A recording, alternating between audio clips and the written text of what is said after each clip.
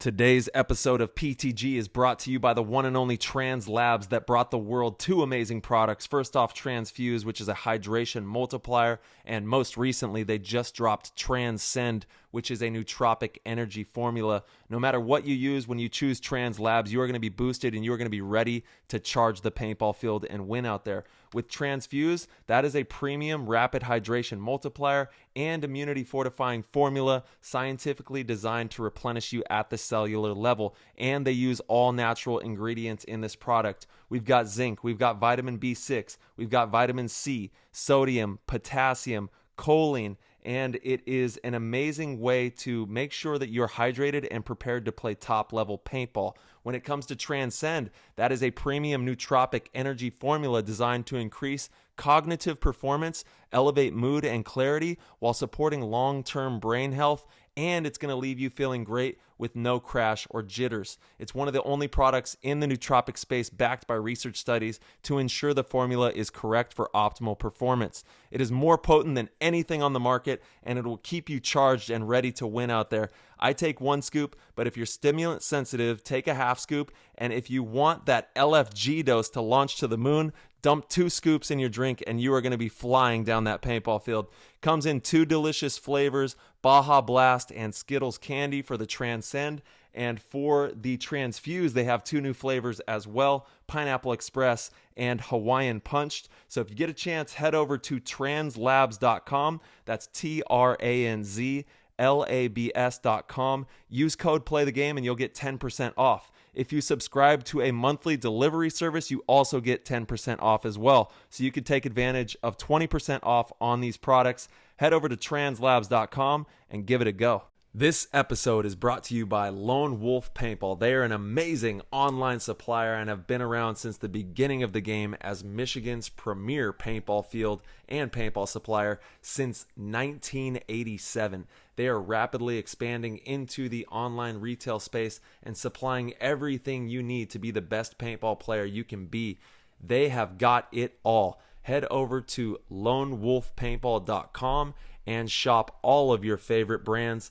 And they also boast amazing customer service and will have this out to you with same-day shipping, which is amazing. It's always nice to know that your stuff is on its way immediately so you can start to use it that very next weekend of play.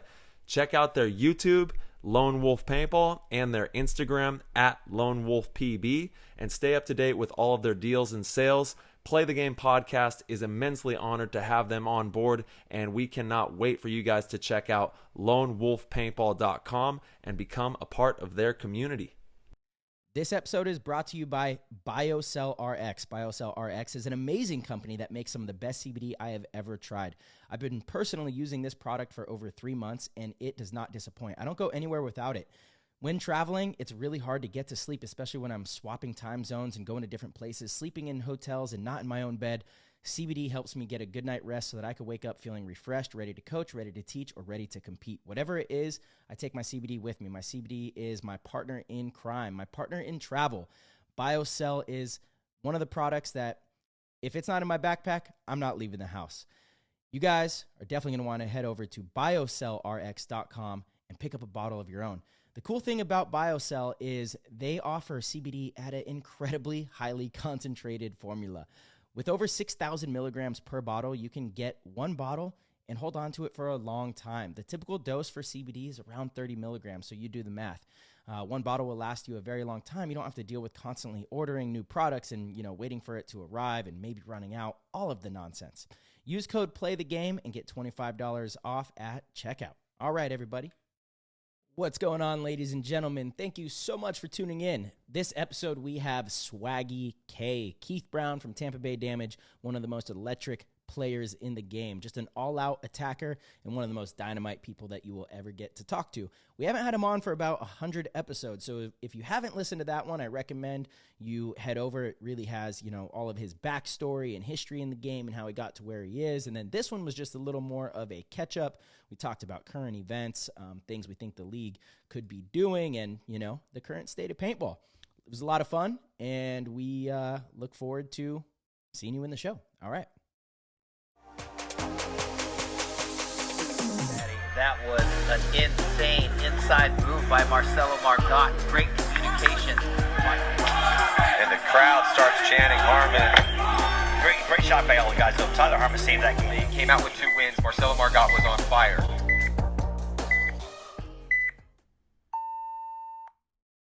Hey, hello everybody. Welcome to PTG. Thank you all for tuning in. We have none other than the legendary Snake Side Attack, Dorito Side Attack. Anywhere you want him, he attacks, Keith Brown, and we're honored to have him on the show. What's going on, Keith? What's up, guys? Thank you guys for having me on. Hell yeah, swaggy. We swaggied out in here now. Let's get it. Oh, baby, let's go. Yeah, it's been too long, dude. Tyler brought it up before the show. It's been about 100 episodes since you've been on the show. That's right. So yeah, man. I mean, I called Marcelo out on this one. I said, "Hey, man, you guys want to chat?" He said, "Yeah, man, we'd love to have you on." So 100%. Yeah, man. Always. This is a good opportunity just to chat with my boys. You know what I mean? So let's go. Love it, man. You know what it is. Like we said, man, you have a seat here anytime. So we love when you guys reach out. That's awesome. It's really cool that the community has kind of bought into the show. You know, it's good for the game. So That's appreciate right. it. Yeah, man. Of course, you guys are doing a good job of, making paintball bigger than just paintball too. You know what I mean? So we love that. Let's all go. love for the game. And actually, you were on episode number 69. So if you haven't checked that one out, 69. go check out number 69. Swaggy was on 69. Swaggy 69. That's funny. That's funny. Yep. So if you haven't heard that, there's a ton of great details. We kind of dive into your early years in the game, your story, more of the current events of that time. But moving into the future, we're on episode 188 here. It's been over 100 episodes since we've seen you. And Tampa Bay is crushing it. You guys have been in the top finals game for the last couple events. Correct. And, second place is still accolade. You know what I'm saying?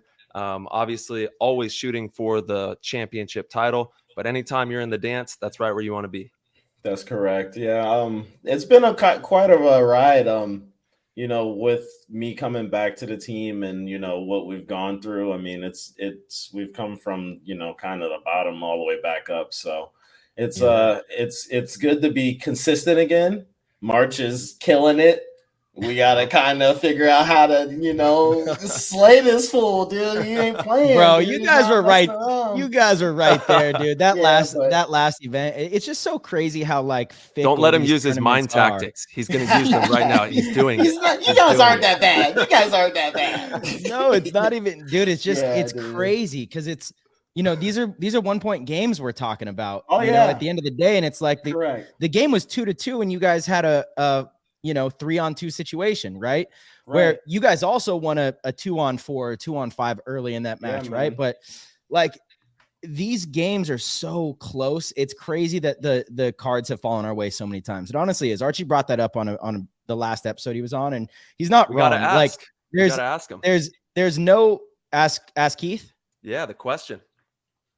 Go ahead, Ty. Ask him. Archie's question. Well, I guess Archie was just wondering why, Keith, do you think that in a time that is arguably one of the most difficult times to play top level paintball, the skill level across the board is really heavy.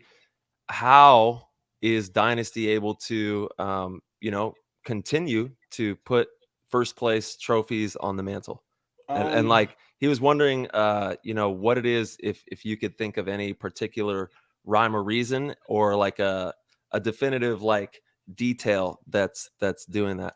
Real quick, Keith, just some context. Archie was legitimately asking the question, not in an arrogant way. It's again, I don't believe that the talent separation is that grand. It's just interesting that things seem to go our way a lot, and I feel like the dominoes have been falling in the right place. And there's so many events that we have won in the last couple of years where one little thing goes different in the semifinals or in the quarterfinals, and that's it. Or even in the prelims, we don't even make Sunday. We easily could have not made Sunday at this last event. We won a very close game against Infamous that we probably should have lost, and then X Factor beat us up in the prelims. So we wouldn't have even made it. But it's I don't know, how much luck is left out there, if you want to call it that. But that's the way Archie was kind of framing it. Right. And the way that, pretty much, I mean, in a way, when you're winning this much in paintball too, because it's, like you said, it's a lot of luck, a bounce here, You know what I mean? Like that could Totally. literally one bounce on one guy who shot 3 people later in the game. You know, that can make the difference. And I think it's a little 100%. bit of magic for sure. But to not take away from what you guys have done, the scouting, I think, is next level. And I think that's what people don't understand. And I watched a little bit of some stuff and I go, man, they only had 2 shooters, period. And then I'm like, they're like, wait, they only had 2 shooters, and people don't really understand. I go, no, they only had 2 shooters at one person. Yeah. And like, there's like a difference of like people go, wait, so there was a whole zone just uncovered. I'm like, it's not that it wasn't uncovered, it's that they scouted to know that you ain't gonna run past it. So it doesn't even matter. We need to shoot for it. It's like you guys are on a whole nother level of just it's what champions, bring, and I don't think there's anything else to say to it. It's a little bit of magic, but at the same time, it's expertise and execution. Strategy. I agree with that. I do think strategy has been a huge thing for our team the last couple of years. There's a lot of great minds on the team, a lot of old ass dudes that have been playing for a long time. That's true. You guys have been cranking at it for the longest. It's the same with both of your guys' teams, though, and it's no, like that's why our teams are at the top. In this league, the older players just know how to get it done. It's a game where athleticism obviously helps. You're a true testament to that. Both of you are, obviously. But it's a mental game. It's such a mental game. The longer you play, the more experience you have, the more poised you are in those situations. Everyone here has been in those moments numerous times. So you're unfazed by them, and it really comes down to just decision making. It's been a wild ride for sure. Absolutely. You guys gotta keep riding it, man, but I'm coming for you. Bro. I know Ty is. I know Ty's just sitting there like, yo, dude, what the heck? You already know. Yeah, I know. And speaking of that, the competition's fierce, man. And we got That's right. That's right, though. The competition is definitely as strong as it's ever been. For sure. Swaggy, you didn't even get to play in the final at this last one. How's your injury coming along? Well, what happened? I have like pretty much sharing. I have like a groin injury / like it was above the groin, so they were calling it an abdominal strain. I knew you had too many abs. Dude, it's not good. I knew you had too many abs. My mom laughs because Todd commented on my picture and goes, "You put them abs on too tight." Like he's just like, my mom's just like, what is that, man? Like, I'm almost dying laughing, dude. But you put the abs on too tight. You put them on too tight. Dude. You put them on too tight. No, I did. It's I haven't been able to play paintball honestly since the injury, so it's been quite a ride as far as like recovery. Like I told you, March, I've been doing like physical therapy like almost every day on trying to rehab it, but I'm not where I want to be right now. We'll see where we are in about a week, but I'm not where I want to be. Injuries are tough, man, but they're part of sports, I actually wanted to ask you, I've never missed an event because of an injury or anything like that. I know you've battled through some knee injuries and some stuff like that in the past. What's like the the mindset a little bit, if you don't mind sharing? Yeah, no, I don't mind at all. You worked hard on getting back, dude. Like it's a little bit understated, you know what I mean? Yeah, my knees, when I was younger, 20 and 21 were the 2 years that I had major problems, back-to-back World Cups, which is like, I mean, everybody knows how much I've always loved World Cup. Everyone loves World Cup. You show up to World Cup and it's just special. It's so meaningful to be there. So in a very, early age in my career to go through that and miss back-to-back years World Cups because of the same injury on the same leg was brutal for sure. But the mindset to me was it was an opportunity to become a better athlete. That's the only way you can look at it. You can sit there and feel bad for yourself. You can sit there and be bummed that you're missing the event. You could sit there and think of all these negative things like, why me? And, it's unfair and this sucks. And, maybe I should, go in a different direction or change my game. But this is kind of weird to say. I almost really, really enjoyed the rehab process because it gave me a focus. It was like there was a clear plan that I laid out. I was working with a therapist. I knew exactly what I needed to do. And I lived by it pretty much 24/7. I'd wake up. I took care of my body from everything that I ate. stayed away from alcohol. Alcohol will really destroy your recovery. And just worked my ass off. I was icing. I'm not kidding. Like, I mean, my ice pack is, this is yeah, man. It's right here, and it's full of ice. Can you hear that? Yeah, it's full of ice. I was doing it before the show. It's just a constant thing, you know. But it's I like live by the routine, you know, and I enjoy that. I enjoy that structure. It truly made me a better athlete, and so I was thankful for that in many ways. And to this day, like, I do different exercises that are much more functional that I probably never would have done. It's funny. I was talking to Mouse on the phone yesterday. And he's like, dude, I was lifting, I was doing squats, and like, I've been seeing like a trainer, and kind of, you know, and Mouse is in some of the best shape out of anybody in the league, but he's getting a little older now. And he's like, I didn't realize this whole time, like, I was doing it wrong. My feet were angled the wrong way. I had somebody, you know, shift my feet so they were angled outward. And oh my God, there's like not nearly as much tension on my joints. And I'm like, yeah, that's something I learned 10 years ago, you know? And so like, it forced me to learn how to do a lot more functional workouts. Whereas without it, I probably would have just been, you know, beating my body up and banging away anyway. Yeah. 100%. Right. Yeah. I don't know. I took it as an opportunity. It's really the only thing you can do. You know, it's either that or you're going to be upset about it. And that does no good. Right. And there's a lot of people going through, you know, these types of things every single day. So it's super meaningful and valuable to hear insights from you guys. And, you know, I've had to deal with injuries as well. And it's complete mental warfare straight up. So you gotta, that's how I felt. That's why I asked. That's why I wanted to ask you, because that's how I felt. And I've never had that happen before in my career ever. Yeah. To the point where I've been like almost frustrated to a point, March. You know what I mean? Yeah. Like, I've been frustrated as far as to being like, man, I'm not like, you know, where I want to be yet, or whatever the case is. And like, you know, everybody's got my back and stuff like that, you know, going forward, and, you know, with the rehab and stuff like that. But there's nothing more than I want to be than, you know, playing. Of course. You know what I mean? So, and when you, dude, when you or anybody out there feels that way, the best thing that you can possibly do, because it's like an alchemical process, our bodies are amazing, is take the biggest breath possible, hold it for a second, release that breath and push it out as deep as you can, like to where you can't breathe, and then hold that for a second and do that like 10 times, and you will feel way better, and you'll be able to like think about the progression, you know, like, because that's what it really is. It comes down to the progression on the injury. I think it also comes down to how you look at everything in life as well. Like, you're going to have speed bumps and adversities in life, and you have a decision that you could make. You can dwell, or you can figure out a plan to get through it, you know, and kind of always just try to approach everything that comes my way with that mindset, you know, and injuries are definitely no different.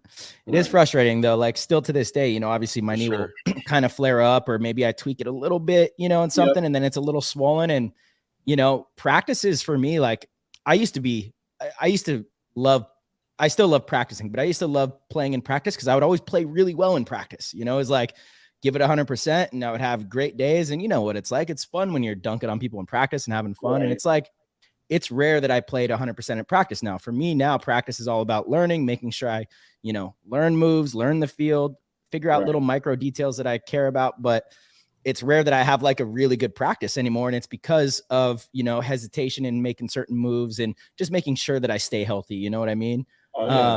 And it's a whole different ball game at the tournaments. Then it's, you know, it's not even in my mind. I don't even think about it. If I get hurt, knock on wood, if something happens out on the, you know, during the tournament, it is what it is. Correct. Right? But we're putting it all out. I mean, 100%. 100%. But yeah, it's frustrating, you know. Obviously, as competitors, you always want to be on the field, you know, but there's other ways to help your team too. It could be a great opportunity for you to really work with some of the new guys on your squad as well, you know, and give them just incredibly invaluable insight, you know, and through the practices and at the event, give them an opportunity to kind of step in your shoes. And that's only going to make them better when you do return, you know. So there's opportunities. You just got to find them. That's correct. How did it happen, Keith? Which game was that in that you hurt yourself? So honestly, it started the first day. Dude, it started because there was a point that was 7 minutes or so long, and there was a guy in the bunker that I didn't know where he was. And it got to the point where I'm just like chilling and I'm waiting on a cut, and then he jumps over the top right in front of me. And it like scared me. And I like went back, and when I watched the video, I was like, man, that's where it happened. Yeah. Is that when you limped off?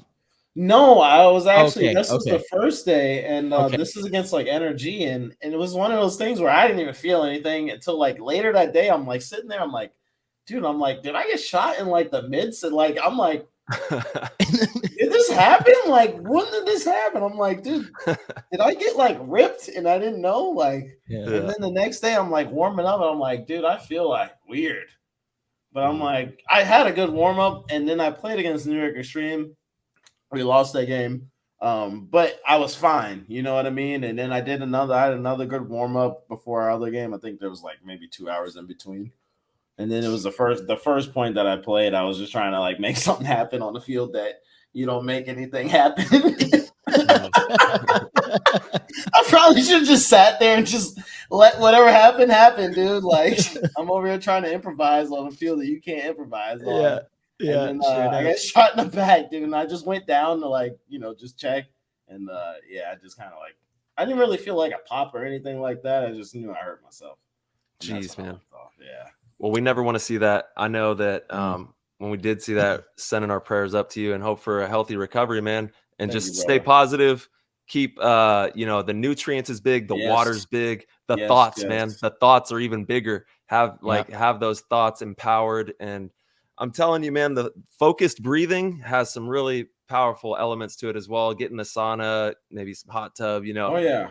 all these things. I've been doing so many ice baths, dude. I'm tired of getting in cold water, bro. I'm really tired of it. It's the best though, bro. How good do you feel when you get out? So Come on, now. it's so good. Absolutely. It's so good. Especially if you could submerge to like the neckline. Oh man, bro. sometimes I can't get there. I'm like, you just got to dip. You don't got to gotta stay too long. So there's like two different kinds of ice baths. There's like the extreme ice bath where you load it with ice and you really just go like hips down, and that's for like the legs and that kind of stuff. It's hard to fully submerge to your neck in that cold of water. But if it's a little warmer, going all the way down for like 30 seconds, up to 3 minutes if you can, bro, you get out and your dopamine's just firing, dude. It's amazing. You're definitely you're feeling fantastic. The body's blood's flowing. Yeah. It's amazing. Yeah. Yeah. What's the longest? What's the longest you've sat in like some? What is the water typically at when you're getting in there? I usually get in and it's like 45-ish. So I go like 10. I go 10 minutes, dude, and I'll just sit there. Yeah, that's cold. Yeah, that's rough. Ronnie's been doing. That's why I said I don't want to get in the water, dude. Like for real. Shit sucks, dude. Ronnie, Izon's been doing the ice baths like every single morning too. I know you guys game together and stuff, so he's probably told you about that. Yeah, he loves it. He loves it. He's kind of put me on. He's put me on. Yep, he's a scientist with it. He's crunching the numbers. He's got it down. That's the boy, dude. That's the boy. That's my. Does dog. Ronnie have one of the actual like machines or cold tubs? I think he might just have a tub at his house because I have one at mine. Just tosses the ice in. Got it. Yeah. Nice. Dude, Ryan Smith, genius, made this like it's like a fridge freezer combo, and it's like a big square tub essentially that's a fridge freezer. He rhino lined the whole thing with like the spray on lining on the inside, and that water, you don't have to like reload it with ice and all that, but that water, oh dude, it's unreal. It's the coldest water I've ever felt. Oh man. That's kind of nice. It's crazy. Sounds good right about now. Yeah. It's definitely crucial, but you go a few minutes in there and you're having heart palpitations. And you're you're like, all right. You're like, all right, it's time for me to get out. Yeah. It's wild. Yeah. It's an important part of recovery though. Sauna, ice, the whole thing. Again, like ice has been my best friend. Anybody out there listening, if you have injuries and it's like you've been hearing just put ice on it for so long that I think people just gloss over it. Like that can't actually help, but it's one of the absolute best things, Yeah, 100%. What video games are we playing these days, Swaggy? We've been on the Call of Duty. Ronnie hasn't been playing though. Ronnie's been working hard, dude. Ronnie's been working hard, man. Yes, sir. But, what's he working on? Just his YouTube stuff. Okay. He's been pumping it out super hard. Yep. That, and I know he's got the merch and all that other good stuff. So Yeah, he's doing great, man. Yeah. So yeah, we've been playing COD a little bit, but it's not very good. No. Not very good. No. The new one is trash. It's kind of dookie. Yeah. It's just like it's a slower pace compared to the other one that was out. So the OGs, nothing will beat the OG. Ones, so man. like people aren't having a good time, man. Yeah. It's kind of boring. It's too much. Bring it back. Keith, I got a question from the Discord that fits this. Okay. It's from the Dorfster 420. He wants to know your opinion on whether or not gaming online with the team helps on-field chemistry. I would say yes. I think it can't. so. It definitely can't hurt as far as like you're communicating with your boys at all times, and you're put in some situations where you might be screaming. So it's not that bad, dude. You know, It kind of works out. None of my teammates game. Really? Yeah, nobody games. Bro, I would have bet like everyone on Damage games. No, dude. Really? No. Holiday doesn't? All right, so Holiday makes video games and stuff. Okay. He actually like makes it himself. Yeah. But he doesn't really like game too much. No. Interesting. See, I would have thought the same thing. That old game. Yeah, I'm the only guy. Jacob does not pick up a video game ever. Well, the thing is, he likes it, so he's like, dude. He's like, if I start playing, then I'm gonna want to keep playing. Yeah. He's like, I just won't play. He knows. He knows, dude. He knows. He's like, there it goes. You'll be in there. It's a wormhole. It's so much fun, though. That's I mean, and the fast twitch type of reaction time. Oh, no, that's definitely a thing. For sure. Yeah. For sure. We're getting older, and so we might start getting beat by these kids, though. I definitely think it helps with reaction time. That's been proven. I think anything that you do with your team outside of paintball is going to help build team chemistry. Agreed. You know, just being around your teammates and creating real relationships with them is going to help. You know, on the field, you're more inclined to talk to them. You could read each other's body language. It's just it absolutely helps. You know, going to lunch with your teammates during the week is going to help build on-field chemistry. For sure. So, yeah, all that time, it adds question, up. It adds means up for sure. Yeah, and the Florida boys, you guys have a tight-knit group out there, so you guys are able to go. Pretty much the whole entire team, you know, gets together out at CFP and plays all the time. Yep. Like on the off weekends, you know what I mean? We're able to get together and just go out there, and we just have fun. We don't ever go out there and like try to like beat it up on those type of weekends. You just want to go out there and, you know, mix teams with everybody and just kind of shoot around. It's fun. Hell yeah. Mm-hmm. Yeah, that's super important to be able to go out and just have fun and just kind of play on off weekends. Keep the gun in your hand, you know, and shoot paint. You know, being comfortable, you know, pulling the trigger and seeing where that ball goes is like you know, that's everything, man. It's everything, dude. It's everything in paintball. That is really, if you just see it, if you could do that, maybe, you know, just for a couple hours every week, dude, it's really going to make the difference. It really will. Game changer, 100%. Shoot the paint. I mean, shoot the paint. And you're one of the sharpest gunfighters in the game. Keith, I hate to do it. I didn't want to do it, but I have to because they're asking in the Discord. And it's something that I always have to use you as an example when I do clinics and when I do in a good way. I'm like, okay, this is how I really believe you should do it. But there's one player in the league that's a good gunfighter that does it this way. And we got to talk about it. It's from young Stevie. He goes, Keith, you notoriously wrap your hand. Dude. That's what? That's the boy. Yeah. That's the boy, young Stevie. He's the boy, dude. That's the boy. He's the boy. He goes, you notoriously wrap your hand very tightly around the front grip.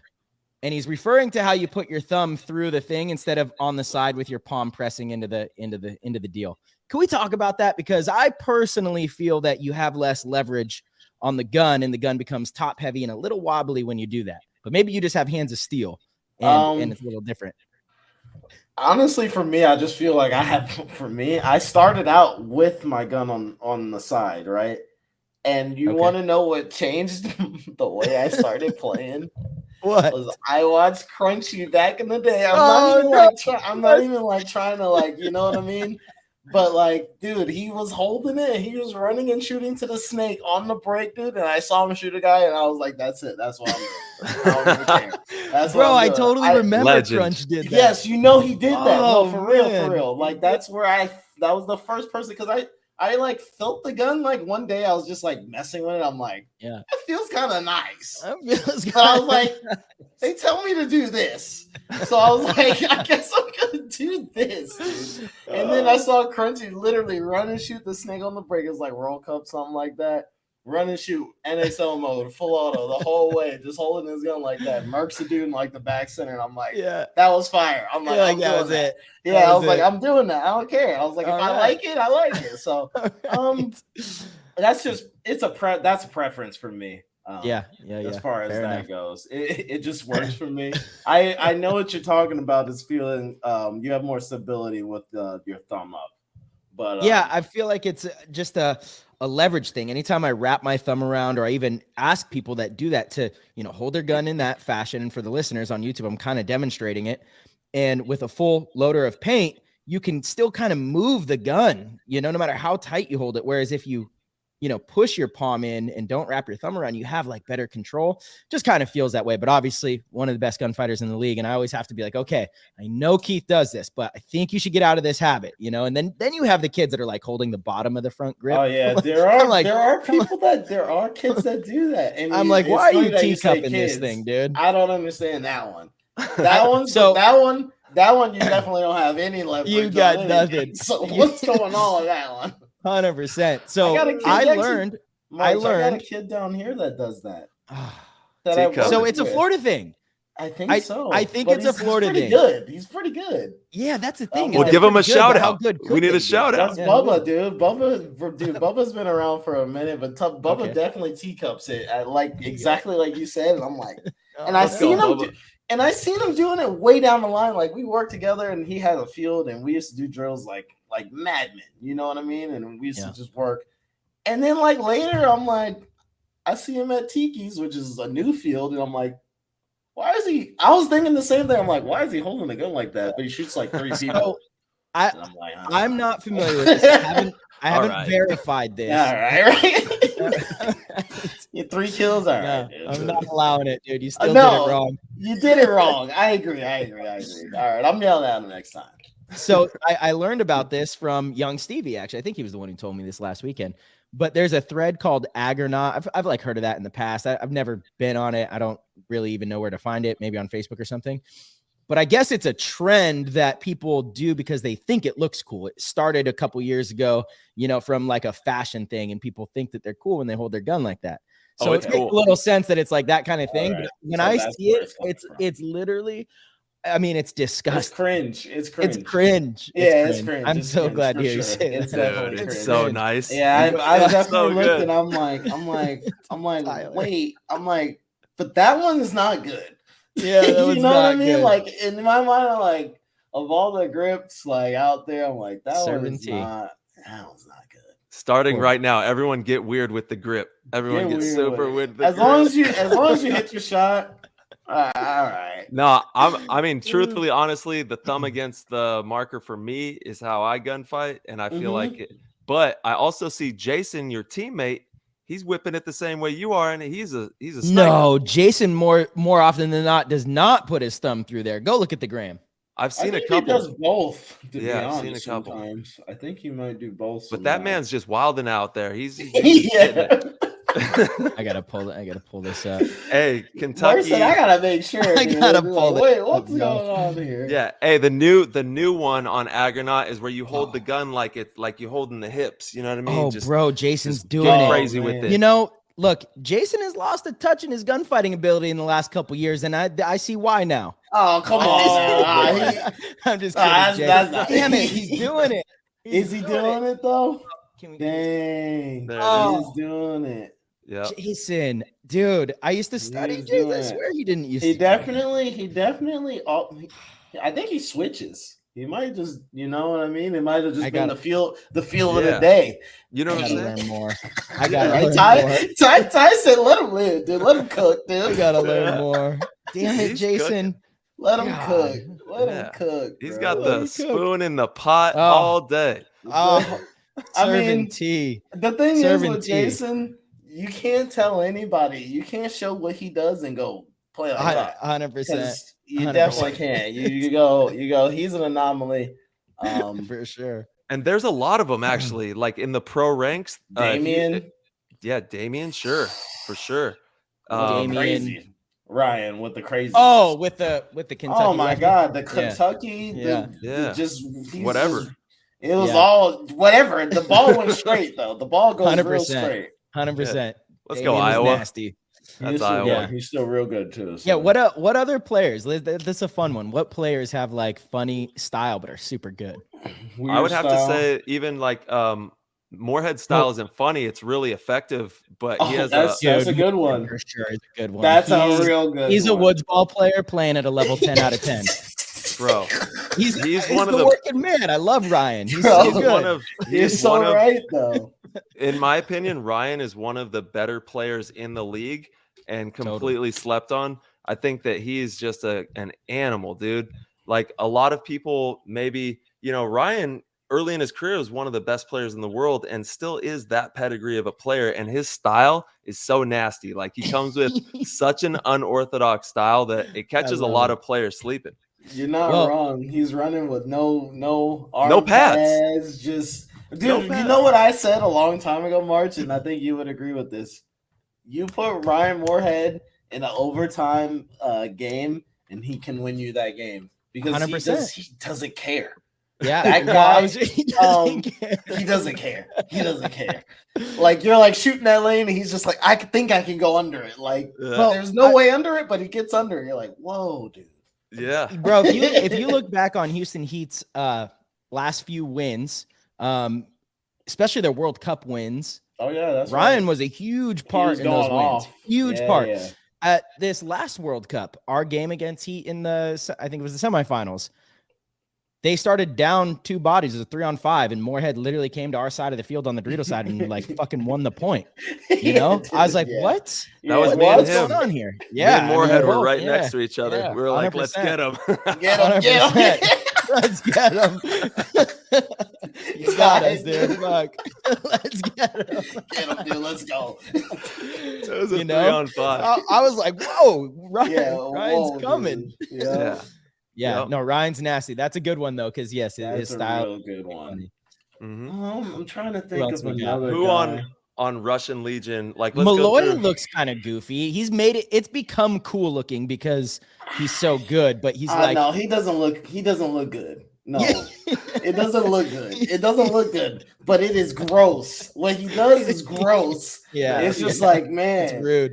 He's straight. Yeah, it is rude because it's like, dude, this guy was just walking through the middle and blew my wig back. Like it's kind of insane. Yeah, he's nuts with it. Top shelf. Top shelf for sure. Yeah. Archie's got a weird style. Archie's got a weird style for sure. He holds his gun like really tilted. Right. And so his elbow's out. Ryan used to have that as well. We finally got him to tuck his elbow. Now he's up to date with the new way. It was like the old school kind of way. He had the computer man a little bit, dude. Just download the new style. Beep beep beep beep. That's how it is with Brian Smith. He's just out there. I think Brian looks nasty though. Yeah. Oh no, he's gross with it. I'm not saying that his style or nothing, but like he's just out there downloading the whole time. He's just like, what these young Brian bucks is so good. What these young bucks doing out here, dude. How old is he now? I would say 38, 37. Okay. Yeah, that's not too bad. That's not too bad. He's Archie's age. Archie just turned 37. Yep. These guys are getting old. How old are you, Keith? You're younger than both of us, I think, right? I just turned 30. Yeah, 30. Oh, welcome to the 30 club, brother. There we go. Yeah, we're still young. Getting hurt and stuff. Like, yo, this is weird. Welcome to 30. Oh yeah. Man, I woke up and I just started cracking. What's going on? Dude, it is crazy like that. You're like, oh my God, what's happening? And I think the new norm is we're just gonna be we keep training hard and God willing, we play some good paintball for a long time and have a storied career, because it does seem to be the fact of the matter that if you can keep your health up, you can play paintball for a long time. And you're going to have highs and lows. There's going to be injuries. There's going to be all this, that, and the other. But predominantly, you stay focused and you'll have a nice long career. OG looked pretty funny at World Cup. A dominator. Oliver. His style was a little time stamped. He's just you can't say nothing about him though. You can't, dude. I know he's the GOAT. That was great. That was super cool. Some throwback. You guys remember Todd Adamson? Obviously, do you remember him playing back in the day though with the Iron Men in like 06? I remember when I got on the team, I was like, why is this guy playing? Right. And then I watched a match and I go, OG's blasting people. How did he do that? He teacupped, but it was just nasty. His shot was on point. On point. Some of those old school guys, Billy Wing was another one. Always looked true. But Paxton, I feel like had good style though. I feel like Paxton had like great good style. Yeah. It's just like an unorthodox, because he was one of the biggest players on the field at any given time, and he would still just run you down with the hatchet, dude. True. He would run 100%. You down, though. 100%. He would run you down. Oh, yeah. Absolutely would. He still will. Yeah. This moment. Still will. Put him out there. You can blast him, and he'll be laughing. He'll just be like, yeah, dude, that was fun. Like, straight up. Awesome. One of the best guys on the planet. I mean, he's with we just had Miko on the show, and shout out to PTG. This is the second episode of the week. We just had Miko on a couple days ago, and and that's for you out there. That's for everybody that tunes in. Keith, thank you so much for being here. But like Mike, the OGs, that's who put us on. We're so lucky to have them still in our camps, in our areas, in the game, and we need everybody that's a part of paintball to rally for it so we can keep the good times rolling, and paintball, tournament paintball, all forms of paintball going strong. Yes, sir. The OGs. Yeah. So Swaggy, you brought up a great point that we've been talking about on the show. You brought it up off air. And we did talk about it on the last episode you were on. And since then, not sure if you've listened to all the episodes, but Tom Cole has been on, and originally he loved the idea. And then, the last time he was on, he kind of stepped back. He promised. But we're talking about paint, the paint color. So all right, for anyone that might be a new listener, we want the paint shell to either be clear so that it would be bright yellow. It's probably the cheapest option. It'll be bright yellow to be the color of the fill of the ball, or yellow so that the cameras can track it better, spectators can track it better. It's just better for the game, period.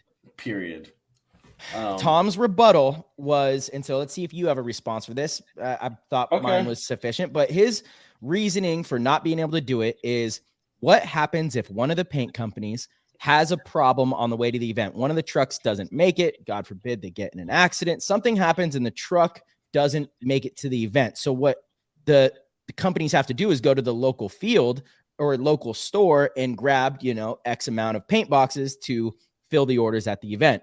Well, those paint boxes probably aren't going to be yellow shell. It's going to be, purple or whatever. That was his reasoning for not doing it, because then it becomes a thing where it's unfair and, other companies complain. And how do you enforce telling, for me, it's a hard line. You just make it that way. And honestly, if that was the rule, then those paint companies would probably just make all of their paint like that, and so if they have to go to the local store, guess what? They're going to have the regulation, color. Yellow. Correct. Yeah. But you think I don't know how be like that for the walk. Like, do you think a walk-on player likes not seeing the paintballs coming out? Dude, I'm right with you, dude. Like, totally. You think he wants to go out there and get beamed in the head by a purple paintball, bro? Like, maybe I don't want to get shot by a purple paintball in the head, bro. Like, I'm just head checking. No. I just get blasted. Like, dude, that's not a good shot. Dude. You know what I mean, Marks? Like, you didn't calculate that. You just shot.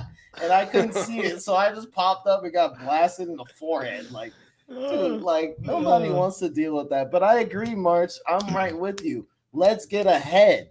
If you start now, then there will only be yellow paint everywhere you go. And, like, stop making this purple nonsense, dude. Like, it's just not it, man. Like, it's not. For what we're trying to accomplish right now, I mean, look, from a competitive standpoint, sure, I could make the argument for a dark shell. But to be honest, I think from a competitive standpoint, the easier it is to see the paint, the more dynamic stuff you can do anyway as well. Agreed. So like, it goes both ways.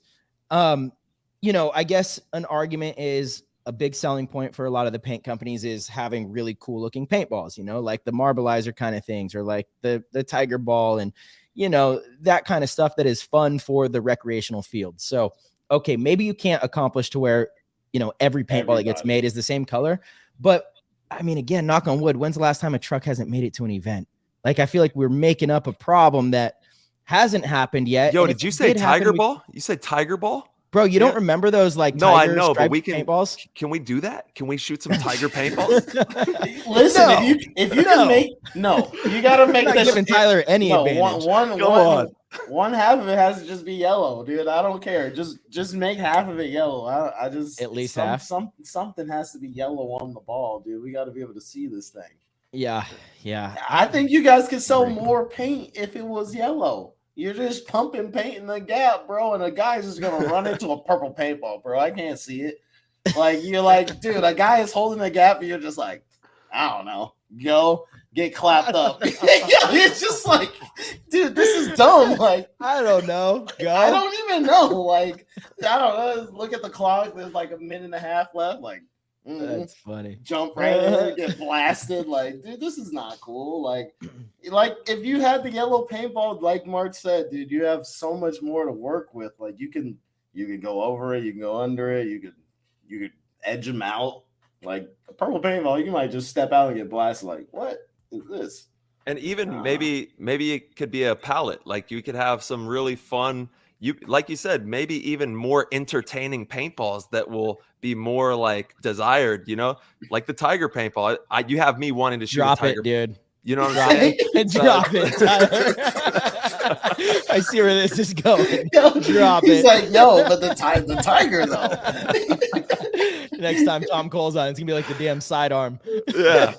Hey, I got the okay on that one too. Tommy, we're coming. Tommy, dude. This sidearm can only shoot tiger paintballs. Yes. Oh my god, dude. Hey, we just gotta have fun and like Keith, we always talk about, we love this game so much and we love the product. We love everything about paintball. And if we can give it an enhancement and help it in any way, and also help players that are coming up in the game, I think that it will be advantageous if, our up and coming players can see the paint as well. Yeah, I think that's something that it could be another skill set. You could read it and do a lot of fun things off of it.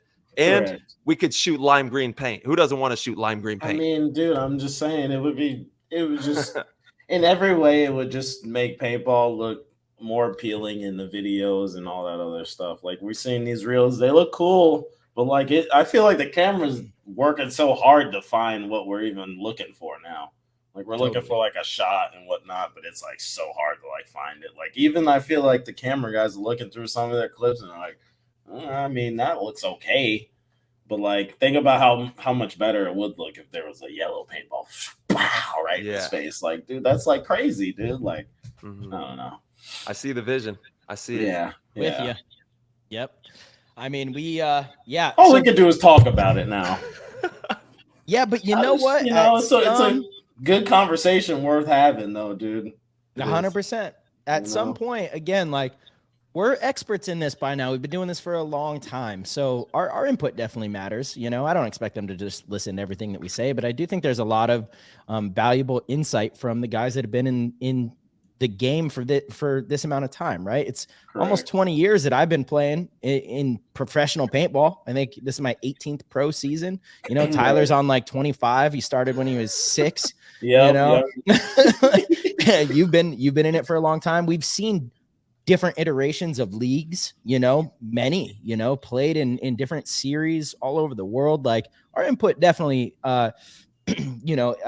is valid. So, I think from a marketing standpoint, a standardized bright ball that is a little easier to track would be massive. Dude, imagine selling the pro paintball. It's like, this is the pro paintball. You know what I mean? Yeah. Yeah. I mean, they do kind of do that now. Like that dark purple shell is the tournament. You know, it's no, but yeah, it could be cooler. It could be cooler. I see the vision of that, Ty. I do. Yeah. The pro paintball. Yeah, the pro paintball. And look, anybody wants to, you shoot whatever paint you want. The pro field, this is what we shoot. You know what I mean? And we're not saying the divisionals have to shoot it. Once again, it comes back to this thing like, why do the pros have to do everything the same? I don't understand that, because I don't think that's the way it is with most pro sports. Very true. It's whole different level. I don't know a single pro sport that is played the same throughout all the divisions. True. Yeah, that's look at them. Good point. Good point. You know, and I think that there's little nuances that we can add to the professional game. And once again, not everybody wants to be a pro MMA fighter. Maybe you like doing jujitsu. You know what I'm saying? Not everyone wants to be a pro snowboarder. Maybe you like going down the mountain. Okay, enjoy all that. But I just like going down the mountain. I don't need no half pipes in my life. Yeah, you know, I don't need any rails. Whoa. But the pro level, I think that we should have some little nuances that we do in the pro game that really take our product and make it the best pro product possible. Agreed. You're like almost setting a standard. Like you come over here, you go look over there, bro. They're shooting yellow laser beams. Like it's just, bro, that looks crazy. Like. Yeah, I agree with that, Tyler. Like, you come over to the pro field, it's a little bit, it's not too much different. It's just a little bit different. Like, they're doing it a little bit, you know, they set the standard is what it would be more like. Like, oh, you go over there and it's like, oh, man, like, there's no purple paint. Like, there's no BS over here. Like, it's just straightforward, like, just ball. You know, like, that would be, I think, a big move. How do you feel about limited paint, like 4 pods? I don't mind 4 pods. I like that. I like 4 pods. I think I'm a fan of that too. I'm a fan of it. Yeah. I think the field layout needs to be better though. In what way? I think the way that the last layout was laid out, I think the games could have ended up just as long even with only 4 pods. Oh, for sure. Yeah, the gaps are so big. Yeah, for sure. Yeah. You know, it's interesting. This is a big conversation and kind of the point of this episode, actually. So why not? To me personally, the games at this last event were more exciting than any of the previous fields all of last season. The fast fields where you can just get to the 50 and bunker someone. That's cool, I guess. I don't like that. Yeah. Every single point from the start of the prelims to the, last game on Sunday was so important, because you might only have 3 or 4 points in a match. And so 1 point was really crucial. And all of the moves were so calculated and mistakes were magnified. So to me, it comes down to, if that's boring for people to watch, to me, it means we're not doing a good job of explaining what's happening. That's what it means to me, and I'm not calling anyone out, Maddie does a fantastic job up there. They're up there for, 12 hours. But if we can do a better job with instant replays and really like diving into why a certain shot was so crucial in that moment with the positioning from both teams, or a certain move was so big, then it's exciting. I mean, am I the only one that felt like those games were actually exciting to watch, even though there wasn't much movement? Like I felt like I was on the edge of my seat throughout all the matches, because, it was like whoever gets shot first here, it's going to be everybody was like 20%, you know what I mean? Yeah, every point. Right. So, I mean, I don't know. I don't really think, I know what you mean. It's okay if you disagree. It's okay if you disagree. No, I know what you mean by, as far as like, because towards the end of the point, like whatever happened, like the moves that were made, that dictated the entire game. Yeah. I don't like it, because you could have a bad break and then that could almost end you right there. In certain facts, there was like a bad that breakout. Yeah, one bad breakout could almost put you in a coffin. On that layout. You could trip off the break, and then dude, you wouldn't even be able to come back from a 1 point deficit. So it's I don't know. It was a tough field. It was a really tough field. Yeah, it's interesting because I believe they thought it was going to be a really fast field. They made it easy to Yeah. get, really deep on the snake side. And Right. in doing so and kind of moving bunkers out of position, it actually made it just incredibly stagnant because you could get really close to the bad guys. And then there's these huge gaps for anyone to make a move. So, the closer you are, the easier it is to hold the zone. Right. And that's kind of what happened at the last event. It became very difficult for people to make secondaries. You could get far early and then it was like, well, now what? Now what? Right. Yeah. I do wish that they would go back to just like keep it pretty much a traditional snake, pretty much a traditional Dorito side, and then change around the middle structures and the back line. Like, I feel like that's how paintball you should kind of stick with that theme. Maybe one event a year have like a diamond or something, but like the Sacramento layout last year, the Dallas layout, I mean, I thought they were silly. Just my opinion. I agree. It's just so we're going back to a standard again, March, and that's where I agree with you. And it's because the way that the old or the older layouts were, I think that was the most skilled. You needed the most skill in that game to be able to do whatever you wanted to do. Absolutely. Right. So you could always be aggressive. It was always a possibility, but you had to be skilled to be able to do it. Like, you couldn't just run up the middle and just be there. Like, totally. Like that. You had to be crafty at the same time. You needed the speed, if you wanted to make the spots. Every spot seemed like it was makeable. You know what I mean? Like, as far as you're talking about, like the 1 through 5, pretty much as far as like the back line goes. And then, the Doritos are straight forward-ish. You know what I mean? Not too much craziness going on over there. Not too much structures and castles and just let me be able to. I just want to be able to see the guy, and then I want to be able to shoot. Put him in and make my move. That's right. Yeah. I'm so sick of a guy being on the cross in a spot that I can't see. Period. Can't even check him off. You can't see until halfway to the next bunker. That's right. Like come on, what kind of skill is that? Double kneed up with 82 pods on his back, dude. I'm done with that. That's not that good. That's not good. I'm just saying that's not good. He's double kneed up, shooting across with 82 pods. Are you talking about Dalton? Maybe, but double knee Dalton. Double kneed up. They were all doing it. They were all doing it. Yeah, man, it's a tough one. I feel like at the same time, I have enjoyed playing a lot of the fields lately. I could be biased. Yeah, because you're getting dumped. Yeah. Yo, Tyler, bro. they haven't been so bad. Yo, Tyler's just sitting there like. Yo, we've seen so many paintball fields. It's crazy. Oh my goodness. We've seen a lot. And like, I don't know how anybody made it in the early years because there was less bunkers. The guns were faster. It's just crazy how it's developed. And they were bad or something. Well, I don't know. It was like we were shooting chainsaws too. They were going so fast. The skill has undoubtedly just, skyrocketed since then. So you do need a few more bunkers on the field. I think a lot of it would be solved. I've been saying this for a long time. If they just removed 2 of the 6 big bunkers per tournament. And by the big bunkers, I mean, they have 2 big bricks and 4 wedges, big wedges. Choose any 2 of those out of those 6 each event to just not have on the field. And I think it would change everything. A lot. I agree. There's nothing, there wasn't anything cross field that's like you could actually see anything like lately.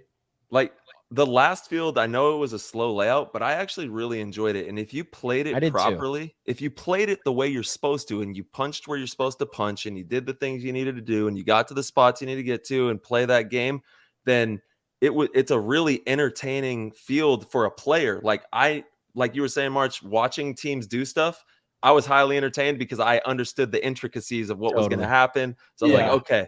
And so in that regard, it was, but maybe for, the first time watching and they're like 1-1, what are you watching? Soccer, and it's like, maybe they need a little more action, but the layout, soccer stayed true and look how big they're getting now. It's monumental. It's huge. They didn't go and change and say, let's add a second soccer ball or let's add a third soccer ball. We'll have 3 soccer balls out there, the same time. This is true. Just This is saying. true. I Stick to your do guns. like the thought of taking one or two of those big bunkers out. There's no need for all that, man. There's no need for all of it. There's no need for all that, man. Yeah, It's too much, bro. It's too much. It's dangerous too, you know. Like we had to change the field when we got to the event. That's kind of crazy. I mean, come on, and don't even get me started. Don't get me started. Why we changed? I can't believe we changed the field. It changed the field so much too. That little actually cake, did make a lot. that little of cake difference. made a huge difference in how that center It wedge did. structure was played. Like incredible. Yeah, one side of the field was a little bit different than the other. Yeah. So it was like one of those things. I agree, Tyler. You're like, bro. You're like, yeah. He said, I do feel like you have to though. I mean that was like I hear it. Just if you're afraid, don't go. Don't go. If you scared, I don't think it's about being afraid. You know? I'm just joking. I'm just joking. But seriously, if you're afraid, don't go. All right, hang back. I mean, it's not me that's going anyway, so I'm good. I'm gonna go around it anyway too, so I'm not going in head first in that thing, dude. That's crazy. Yeah, it is a dangerous situation, so we have to be mindful of that. But I mean, that kind of stuff legitimately can happen anywhere on a paintball field. You come around a brick, and they're coming around a brick. You know, I do agree that we need to be safe, but you can't have people play a whole thing invest so much time on something, and then boom, you change it right before they're going to play. I have a good idea how they could have avoided this. Yeah. Keep 2 weekends of the layout. They would have found out after weekend 1. and everybody would have been able to practice it weekend 2, you know? Did you guys have any close calls with that at your practices? We did.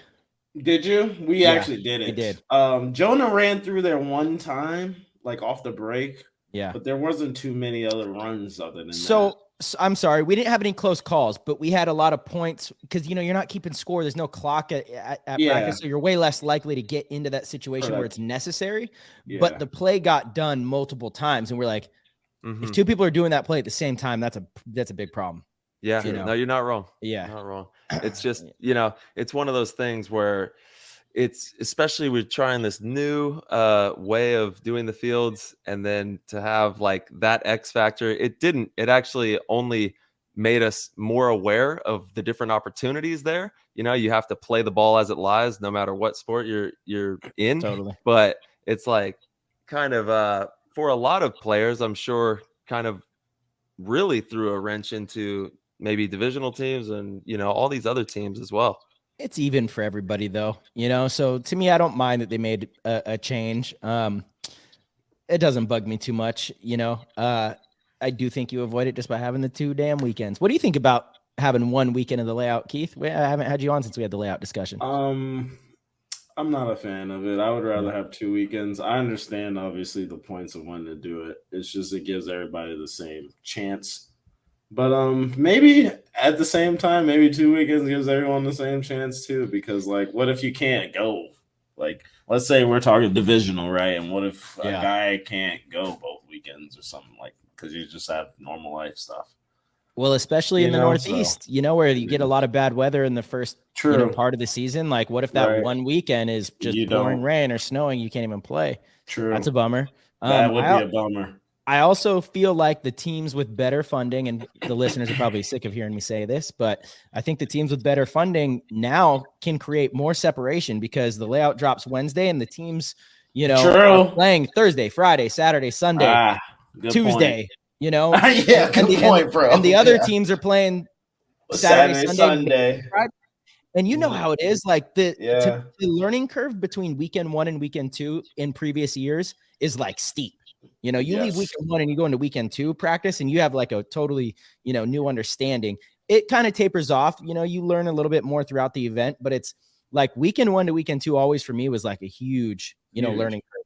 So now basically the top teams that with, you know, adequate funding are getting that weekend 2 by doing Thursday, Friday, Saturday, Sunday, Monday. So you're creating more separation in my opinion, you know, and so it's forcing the other teams to still take the time off because they realize now, like, hey, if we want to compete, we have to also play Thursday, Friday, Saturday, Sunday, and then go to the event. I think it's probably a lot more difficult for people to get that much time off leading into an event than just 2 weekends. So I agree. Yeah, I don't know. Good point, because I see it every day. Every time you pick up your phone and you go online and these dudes are playing the field like this thing came out 20 minutes ago, dude. Dude, like, I do appreciate it. I'm at the gym, dude, and this guy's on the field already. Like, yo, what? Like, I wish. Yeah. I hear that, March, and good point. Yeah. Good point. Mm-hmm. Keith, talk to us about Damage last. You talked about when you came back to the team and kind of building from the ground up, but Damage is in full form now. Obviously, you guys got Rainey back this year, which is a huge pickup. Rainey's the man, brings a lot both on and off the field. And you guys were massive contenders and won an event last year without him. So what's the vibe like on the team right now? What's your preparation process? How does the team feel? What are some goals for the rest of the year? Obviously the goal is to get back to the top. The vibe for the team is really good. Brian's about to have another baby, so everyone's like super excited. Hey, congrats. Nice. Yeah, so it's good to see he's gonna have another boy. So like stuff like that, and we've got a bunch of things in the works, positive things in the paintball community that are about to happen. So really excited on what's gonna happen in the short future. But yeah, man, I mean, our team is, swinging in full force. Now, we don't have everybody in town anymore. Jacob's moved up with Miss Lauren, so he's gone on us. Yes, that I'm sad. I'm sad, dude. I'm actually sad. That's my boy. You know what I mean? So yeah, he'll be down here this weekend. So I'm excited for everyone that come back down, and we'll have a good weekend this weekend. Dude, that's nice. awesome. Yeah. That's like Dynasty. It's literally just Ryan and myself in San Diego now. That's true. Yeah, and Damien. Damien too. Right. He moved down here. Skinny Kevin. Right. But yeah, everyone's gone. Everyone's gone. And Damien's he's got like a modeling gig, so he's not playing with the squad, right?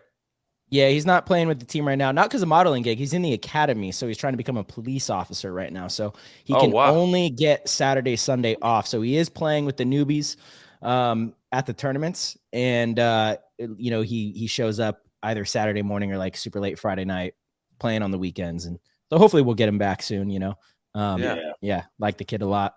I mean, he needs to do something to grow a few more brain cells, but I love the guy. It'd be like that. It'd be like that.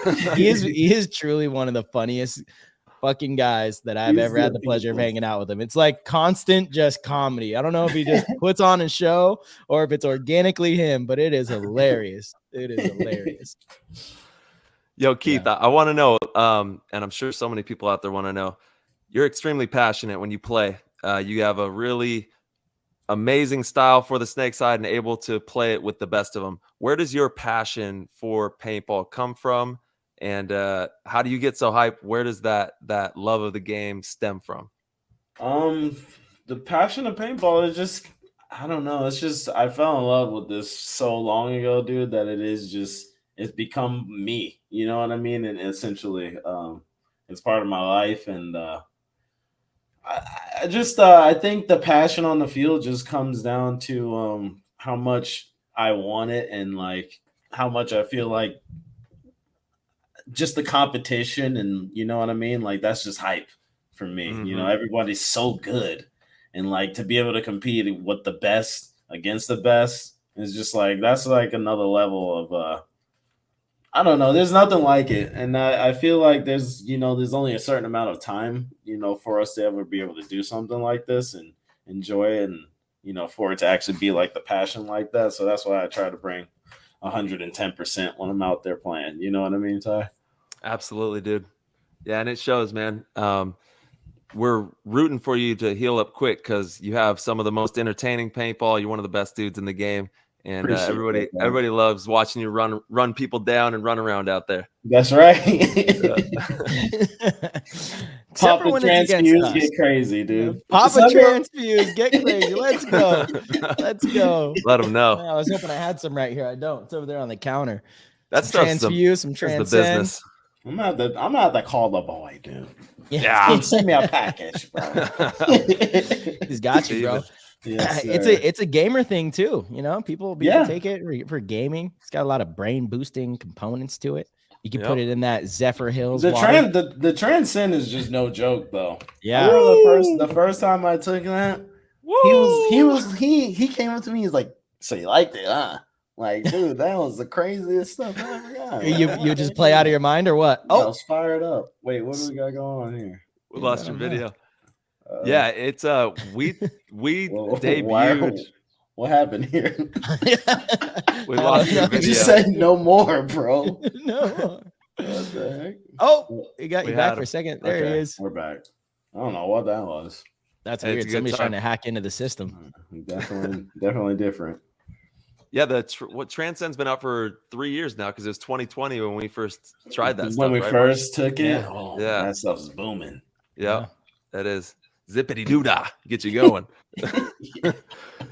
So let's talk about the last couple events. Obviously, you guys have been in the finals, the last couple tournaments, and with Dynasty's taken the first place. What is it going to take, to clench a first place? What does it take for any team to clench a first place? Going back to what Marcelo said earlier, stuff like a 3-on-2 and stuff like that just comes down to communication and being able to breathe in the moment. I think a lot you put a lot on yourself, to win the game. So maybe that sometimes might be a step back and be like, yo, tag your teammate and it's his turn. You know what I mean? And I think that's like a thing. Like, man, when you get hot though, dude, and you're firing and you just want to keep battling, it's like one of those things like, oh man, let me just take it back for a second. Let me tag this dude and let me get him in the game. But that's like the type of stuff that Dynasty is able to do. And they're able to, one guy, he's firing one game, you know what I mean? But that doesn't mean that he's going to be the guy that does the next. And I think that's like a huge thing that a winning team will, figure out. Mm-hmm. Totally. I mean, you were part of the Impact team that went on a huge run, and it was very much so like that. That's why it was so hard to stop that team, is because it's like, if it's not Keith, it's Mouse. If it's not Mouse, it's J-Rab. If it's not J-Rab, then Zach's stepping up. It was like just you always had to deal with somebody different, and somebody always stepped up in the moment. It's funny with any of the teams that I coach, and whenever we're in tournaments, that's exactly what I say. I approach the day like, hey, listen, guys, if we want to win this tournament, it can't come from one player, period. Right. It's too easy to shut down. You could have the best player at the whole event, but if he's the one winning every game for you, you're not going to win. You're not going to win the tournament. I promise you that.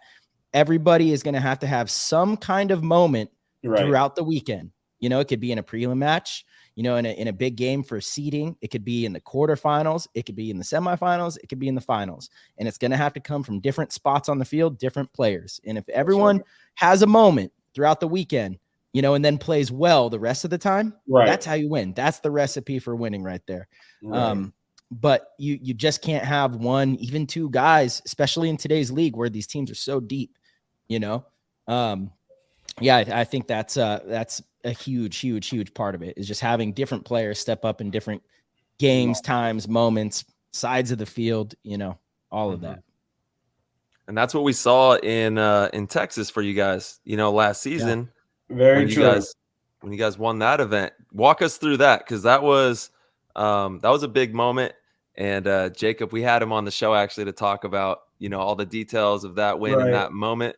But from your perspective, walk us through Texas, because 1 year in a couple weeks since we've been back out there, and we're heading right back there. So that was big for us because we did get to use so much of our roster, and I think it's really showing now with like Chris Horn and Jared. They're stepping up to the point where they're starters, you know what I mean? Like, and they're able to do what the more than just the job, you know what I mean? They're able to go out there and win the points, and that only comes from experience, and that's what Texas was able to give us last year, and it kind of changed our mentality and like a little bit of the way that we work, because we kind of like kept that of that's how we're gonna go and do things going forward, and just kind of like keeping everybody warm and ready, and try to keep you try to find what's going to work and then keep that going for the next, for Sunday. And then, Sunday everyone's fresh, having 10 guys playing, throughout the prelims, then everyone's fresh and then you're able to go out and win the tournament. I think it's super hard to go out and play with 5 guys and just expect them to go the whole way. Look at the Russians. Right. Honestly, that's what's happened in the last seasons. Right. You see it. They've got 5 guys that are studs. You're talking Malloy, Kirill, Karslev, Smotrov, Sergey. Those 5 went on a run just a few years ago, right? But then they lost some of their depth, and you see them playing point after point after point, and they play a very fast brand of paintball, lots of points, a lot of action, and then come Sunday, you could see it in their body language. They're just exhausted. They're all in great shape. It doesn't matter. It's too much. Right. And I think that's one of the things that we noticed by keeping the bodies fresh, by keeping everybody rotating, and that's our brand of paintball now. Totally. It's hard. It's risky too, because it is risky. Groove, and it's a fine line. That's right. There's a fine line because exactly what Marcelo was saying. There's a certain point to where you almost want the reps. Because during the reps, you're learning something. Every time you're 100%. Going out there, you're working on a shot. Like people I want the divisional guys to really pay attention to what they're really doing out there and understand. When you're playing these prelims, you're dog stomping these dudes, but work on something while you're dog stomping. Yeah. I get it. You're running down there, you're dumping pods on them, whatever. All that's cool, but make sure when you're doing it, you're working on something. Dude. Think about it, homie, everybody's running just about the same speed. So if you're destroying this team and they're running Dorito corner, let's work on that shot. Let's hit the shot, dude. You know what I mean? Stuff like that. That's what they need to really focus on. And beating them up is cool. Like I said, running them down, shooting them 100 times, but make sure you're focusing on something while you're doing it. Yeah, that's valuable. A great takeaway. That's a really good takeaway. No matter what, 100%. There's always something that we worked on. That's right. Yep, absolutely. While you're out there. And speaking of that, you've been working your butt off to be one of the nastiest snake attackers of all time. You're crushing it. What is it that has gotten you to that level? Obviously, mentally, you've had to, dig deep and learn from a lot of different players. And then physically, being in the gym, obviously working really hard. But how did you attain this level as a snake side attacker and one of the best ones in the world? Like you said, Tyler, it comes from I watched everything as far as from B short all the way up. You do your homework to a certain point, and you watch the best, and then you pick little things, little tiny things, and you go, I like that, I like this, I like that, and then you put it into your game, what works for you. And that's kind of how I started to make my game. Now I noticed also when I started getting out of high school and whatnot, I was like, oh, you got to start working out because you got to be a whole different kind of animal because these dudes are better. You know what I mean? So that's in the whole next level thing. So when you start to, tune in all these things, that's how you become, the best that you can be. And like I said, you do your homework. That's the most important thing. It's just focusing on who's the best. Let me see what Mouse is doing. Oh, let me see what Billy's doing. All these guys. Let me just check them out and plug in some things that I like about what they're doing. Yeah, 100%. That's what it's all about, man. Being an artist and incorporating all these different forms into your art style. Right. Keith, the Mole King wants to know. He says, you have a unique form and direct approach to gunfighting. Can you talk a little bit about your mental process when you're in a crucial engagement? I love this question because gunfighting is a lot more mental than people, give it credit for, right? Right. You see me, I'm out there doing snap shooting drills, all this other stuff, but there'll be times where I won't even use that snapshot in a game, period. You know what I mean? Because I'm just, like you said, it's mental. There's a certain time and a place, and you have to drop on somebody. That's the time to really take advantage of stuff like that. Yeah. Like you said, and then there's some stuff if you miss a shot, do I need to engage right now? Yes, my snapshot is phenomenal, but it doesn't matter because I've already set myself back by missing or whatever. It's there's a certain point where I call it resetting. And I'll do it when I'm doing a drill with somebody, and I'll make them start snap shooting, right? And if they miss let's say I like to make them do like a rhythm. So like 1, 2. And if they miss both of them, right, I'll go just stop. And I go reset. And then now you go back to doing it again. That makes you refocus. And then you go back to your snapshot.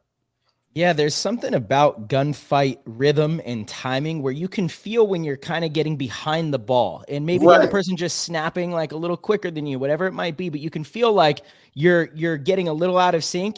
And if you come out 1 or 2 more times, that's when you get clipped. You got to be able to feel that, which is why I think it's so important for young players to not just shoot targets. Target shooting is great, but if you don't actually gunfight with your teammates or with somebody else, you're never going to learn how to gauge the paintball coming in. And the distance in which you're doing these drills matters. Corner to corner gunfighting, the pace is different than, if you're both on the 30-yard line. You have to gunfight at a different speed. And so learning how to do that is really, really important. Target shooting is great. I do a lot of target shooting, but you also got to play a lot of one-on-ones. I know you guys, Joey has you guys play a ton of one-on-ones. We play a lot of one-on-ones at our practice. It's important to just learn how to read the paint coming in. That's ultimately Tyler. Tyler's a master at it. I don't remember the last time I saw Tyler get shot in the goggles, to be completely honest. It's like, it just rarely happens because he's good at reading the paint coming in. He might shoot him somewhere else, but he's able to read that ball, and it's a really, really valuable skill. And kids, I think, it's funny because I learned this actually from doing clinics. I'm really thankful that I have the opportunity to teach paintball because it's taught me a lot as well. We'd go to these clinics and we'd see kids come up and they'd be going through the progressions and they're gunfighting. And I'm like, whoa, that's like a 10 out of 10 snapshot. Quick, efficient, hits a target every time, 10 out of 10. But then in the game, they're just losing gunfights nonstop. And I'm like, this doesn't make any sense. Why are you losing gunfights? And it dawned on me one day. I'm like, hey, do you ever do drills with an opponent shooting back at you? No, just shoot at targets. Makes sense. Okay. Target shooting cannot be the only drill you do. It should be a supplement to gunfighting with an opponent, with a teammate. That should be how you learn how to gunfight. That should be what you really focus on so you could really get good at the rhythm and timing. Agreed. Yeah, it's imperative, dude. And I get gogged all the time, bro. It happens to everybody. Don't worry if you get gogged out there. When's the last time you got gogged, Tyler? I really can't remember at the moment. But I'm telling you, I know at practice. Often. At practice it happens just because you get a little bit more experimentative and but by the time you get to a tournament, you should definitely know where paint's going to come from and have a roadmap in your mind of the gunfights that you're going to get into. You should already have a predetermined roadmap of the altercations you're going to get into and know how to navigate those before you ever see those moments. If you get really good at freestyling and just getting good at gunfighting, and like Marcelo, Keith were talking about playing a lot of really good one-on-ones in different situations where you get thrown into a mix that you can't predict. That's really good too, because that's going to happen. But predominantly, you're going to have a pretty nice little roadmap of your pathway down your side of the field and the bunkers that are going to stop you. And you got to think about those pretty intricately so that you can, come out victorious in those gun battles or outsmart your opponent in some way. Certainly. 100%. Ty, you got Discord question? Yeah, we got BJ Manies. Shout out to the Discord. Let's go. Keith, first off, take care of the homie Lackey. Second, what are some exercises that players can work on to increase speed and explosiveness? Well, I mainly do I don't do all the parachute and all that calisthenics and stuff like that. There is that. I just do a lot of explosive leg workouts like squats. I don't really do box jumps and all that other stuff. I just kind of keep it pretty much traditional. As far as workouts go. He said, P.S. one of his players wants to race you. So once you're healthy, you got a race on your hands and big money. It says all big money. Big money, dude. Let's go. Let's go. Money. All right, we got Meme Machine Matt. Hey, Keith, what do you think is needed to push Damage into the next level of playing? In example, winning events consistently. I think it's just hard in general. It ain't easy. Like Dynasty is just doing something that is unmapped. You know what I mean? I think the only thing that we can do is just get better as a team. I mean, there's only 1% that you can kind of make up on a day. So you just gotta go back to the drawing board, and that comes down to communication and all the little stuff, hitting shots. Yeah, and like you said, the scouting as well. Making sure Scouting. the game planning, Just making want to be sure on that top we're of it. yeah, absolutely. Mhm. There's so many. We talked about it with Archie. Like everything that we just said right now. All those different facets, the communication, everyone working hard. All those have to be hitting. If you have more of those hitting than your opponents, then you're probably going to have a pretty good chance at Right. going to the dance. To the finals and winning tournaments. 100%. All right. I think that's the last of the questions from the Discord on my end. Ty, did you have any more from the Discord? There's a ton of them in here. Let's see. Oh, Papa Sosh.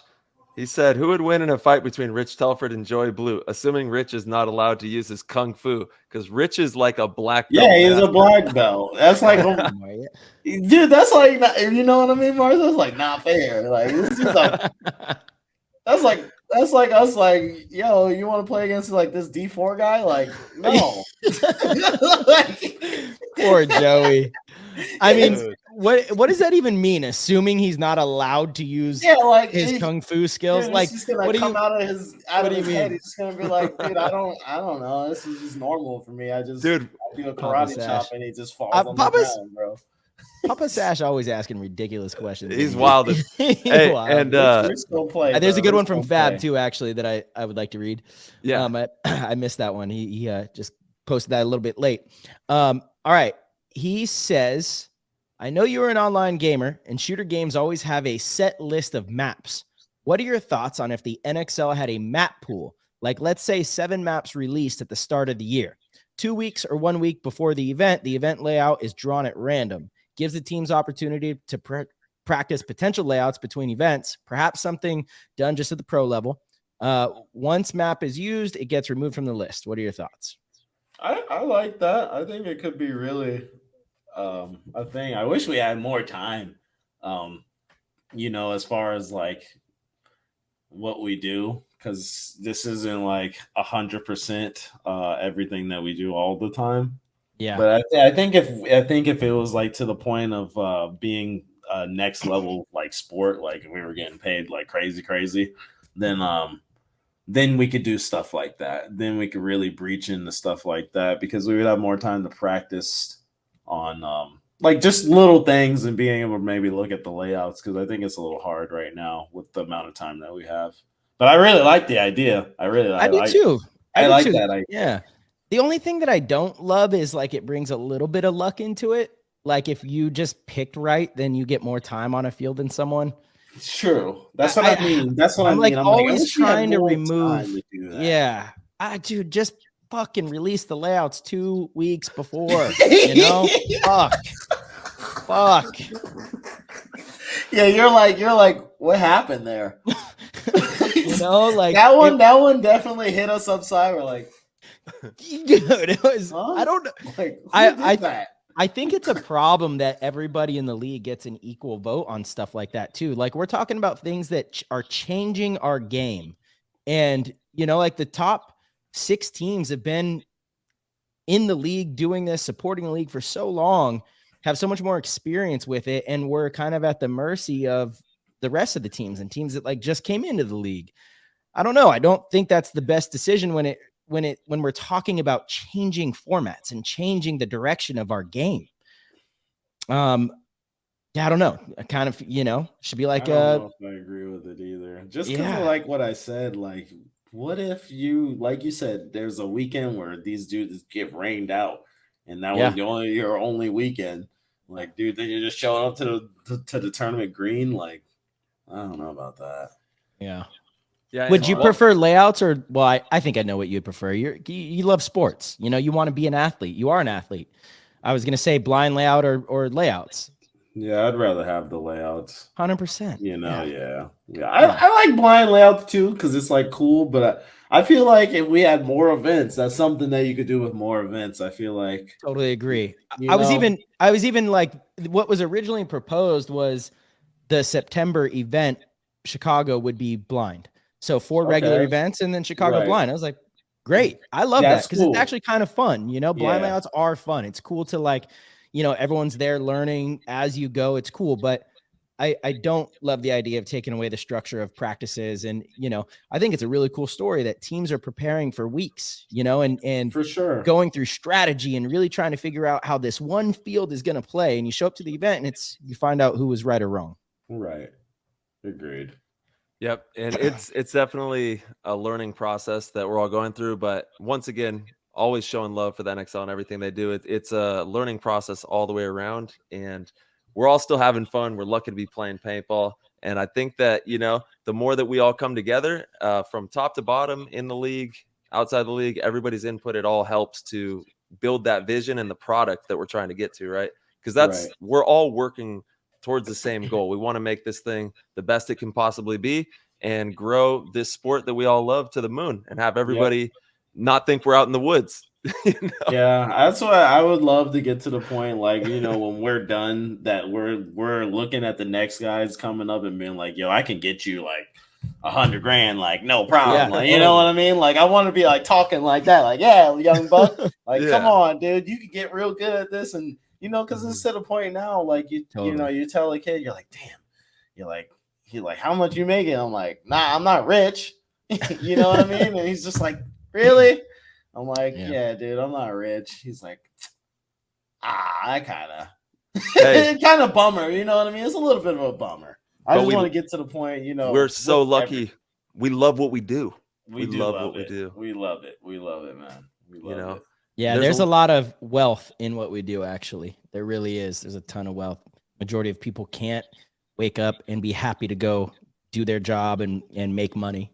That's a reality. We're very fortunate. And I would argue that the experiences and things along the way of what we've been able to do because of this game. I mean, both of you have been, all three of us have been over to Europe. We've been to Australia. We've been to these cool places for paintball.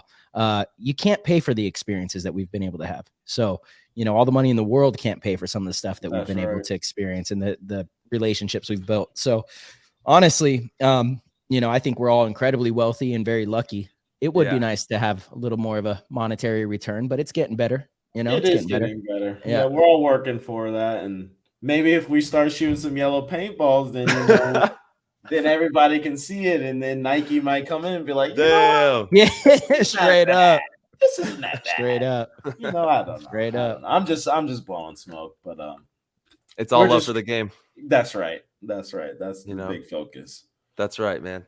Yeah, because there's a lot of people out there that, like Marcelo said, don't get to have the best time at their gig, and we get to inspire a lot of people, have a lot of fun, and we are able to push this thing forward. And the dream is to have the youngsters be able to have a really successful career, right? That's the dream.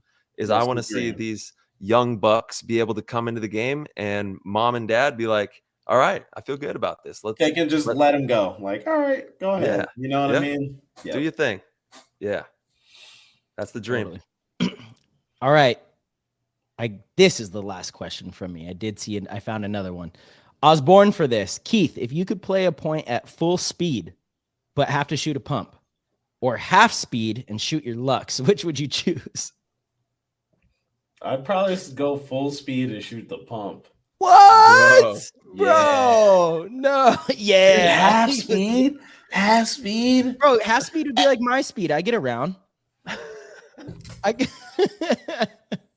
get around just fine. Nah, you're fast, dude. Get out of here. I don't know about fast, but listen. March ain't slow, dude. Don't let him fool you. No. Thank you. Look, Tyler ain't even late. He's like, he's moving. Yeah, he's moving. Let him know. It might hurt a little, but he's moving. Yeah, that's right. That one knee, that's right. I gotta load that the one ice knee. He's just like, he's like, oof. But we're gonna make this spot. We going again? Oh, we're shit. going again. All right. Send it. Oh man. All right. So full speed with a pump. Full speed with a pump. That's Dog. that's a good question. It's though. a good That's question. That's It's a good tough one. question for I sure. like You that. know that paintball's rolling out the barrel. You know. Yeah, I'm definitely get there. I'm definitely getting there. Paintball rolled down the barrel. I'm double Oh, pumping. Lord. Oh man. Oh Lord. Yeah. You Too have to much. have your barrel and paint sized so perfectly when you play pump. Yeah. Yeah. Otherwise, like Yarber's really good at pump, and he kind of gamed me up. But we won like 25 grand at the Valken Cup one Oh year. yeah, I remember when they did Yeah. that. And there was a pump Wild. portion. Right. I was dog water, dude. You weren't Oh hitting my them, dude. god. I was like, I think it was because I figured this out after, but the bore size was off Was just a bad. little. No, I was for like, real. son of a bitch, how do Yeah, you keep the paintball in there? Yeah. Tyler's like, dude, what is this? Like, you guys Yeah. like this? Like, this is horrible. Oh, Can't even man. shoot straight. It was brutal. Keith, have you ever shot a pump gun? I shot a pump a long time ago. Okay. Jason had one. It was an Okay, auto cocker. alright. Dude, I shot a guy off the break. I'll never forget that though.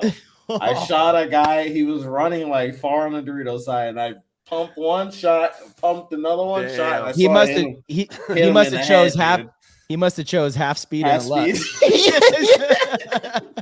That was his Tell me, choice. dude. Bad choice. Bad choice. That's awesome. Man. Yeah, you're the man, Keith. Well, guys, I think we've had some fun in here. And Keith, we can't thank you enough for dropping man, in and thank hanging you out with guys. us. Yeah, brother. And thank Appreciate you it, for bro. for everything that you do in the game. Sorry that, obviously you're working through that injury, but we know you'll be back stronger than ever, and keep rehabbing it, sending the good energy your way.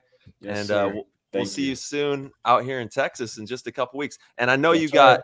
Hold on. I'm coming back. I don't know why he's this got thing it does dialed this. in now. I I love how know- it's animated. That's Yeah. weird. That is weird, huh? I know your fam holds you down tremendously. So this definitely want to give you an opportunity to give some love to your family, your sponsors, everybody out there who supports you, and let people know where they can find you on the socials. Yeah, man. Check me out on Instagram. It's Swaggy K 2Gs 23. Yeah, just thanks to Tampa Bay Damage. They've been holding it down for a longest of times. Empire Paintballs, that's our biggest sponsor right now. DLX, the guns, Sector, everything we've got going on is going to be awesome coming soon. So definitely come and check us out. Tampa Bay Damage on Instagram as well as myself, Awesome. my personal page. So yeah, thank you guys for having me on, dude. This has been good times. Good times. Dude, hell yeah. It was fun just to hang out, bro. I miss you. That's Keith. You're the right. man, That's dude. right, Just dude. fucking always a good Yeah. time getting to hang. And with I'll the see you boys. guys soon. You know what I mean? Yeah. Where You just gotta. we got practice at? Where we at? Where you guys at? We're in San Diego this weekend playing the Ironman, and I guess Impact is Okay. bringing out a line. And then next weekend we are actually going to St. Louis to play Revo and New York Extreme. Okay, at that new park. Yeah, GG Paintball Park. Yeah, I okay, think yeah, is what that it's place called. was nice, dude. It's supposed to be super It looks- nice. There's like I this, see pictures. It looks nice. bro. There's this like 30-person Airbnb right on the water that the field owner also has that they are putting us up in. Like, Oh. looks crazy, dude. You know, okay. I'm like, all right, let's get it Yeah. popping. Let's go. It'll be a That's good time. Team nice, chemistry, some team that's good. bonding right there. Yeah. Yep, that's Yeah. good times. You know what I actually normally do is I go down to Jason's house and we just hang out and the kids are just running around just acting crazy. You know what I mean? Like Nice. that's a good little time, dude. 100%. Good time. What are you guys doing? And Ty, what are you doing? It's a full Texas acclamation. Yeah, nonstop. Nice. You guys got that new place you've been at, right? Yeah. Wasteland. Wasteland. It's really nice. Looks like a good little spot. The turf is legitimately, I think, the best turf in the country right now. And Let's go. it's like really nicely graded. So you can get a lot of good reps and, have not worry about, getting, of course, there's always getting an nicked element, up. of injuries, but definitely cuts it down when you have a nice park like that. Absolutely. Yeah, I'm not sure who we have coming down next weekend. I know we have the D1 team, the Killers. They're here, so we'll just practice with them this weekend. But yeah, I'm not sure who. Maybe Infamous will come down next weekend. There we go. But yeah, I'm not sure yet. But And yeah, I feel like it's so clutch that you guys get to practice on grass. It is clutch. We just I need know to it's make the field brutal. a little nicer. That's Yeah, all. yeah, That's yeah. all. I heard that. It's on the way. It's on the way. That's all. That's all I have Nice. to say as far Awesome. as that goes. Yeah, because it's getting to the point where people are getting beat up. We don't want to see people get beat up. So Yeah, Yeah. that's true for sure. you know, It's a different game though, practicing on turf and then playing the tournament on grass. Like it's yeah, you're like it's a different game. slip and slide to like carpet, Yeah. dude. You're like, Yeah, what just happened? Yeah, 100%. Awesome, man. Keith, again, thank you, man. It was awesome having you on the show. Obviously, welcome Yes. anytime Thank you you, want. Dude, if you ever just want to call in, just shoot a text. We don't have to be like super formal either. We have the technology to just call you in. So, That's you know, right. if you want to call in for like a 10, 15-minute little segment, if you want to get something off your mind, you know, we want to talk more yellow paintball. If we have Tom Cole back on, maybe we're just going to call you. Yeah, and I'll let just you talk to him. You know? He'll be like, dang on it, bro. Like, here it comes. 100%. Yeah, let's make sure it's not 100 episodes before we talk to you again on here. We'll get you make back it in happen, soon. Dude. Let's Yeah. go, guys. Hell Always yeah, good brother. times. Appreciate Good it. times, boys. All right, dudes. Peace. All right, everybody. Thank you guys for tuning in. Hope you enjoyed the show. If you did, please head over to ptgpaintball.com and become a supporter of the show. Supporters get instant access to the Discord. The Discord is an amazing place where you can hang out with Tyler and myself, lots of other paintball players that really are the backbone of PTG, and we just have a really good time in there. We do monthly shows for them as well that is private for the GOATs. So if you see the different tiers, the GOAT tier gets full access, has its own private channel in the Discord, and we do amazing giveaways each month. Tons of free stuff. Awesome free stuff from all of our sponsors. Again, it's a great way to support the show. Thank you all so very much, and as always, we will see you very soon.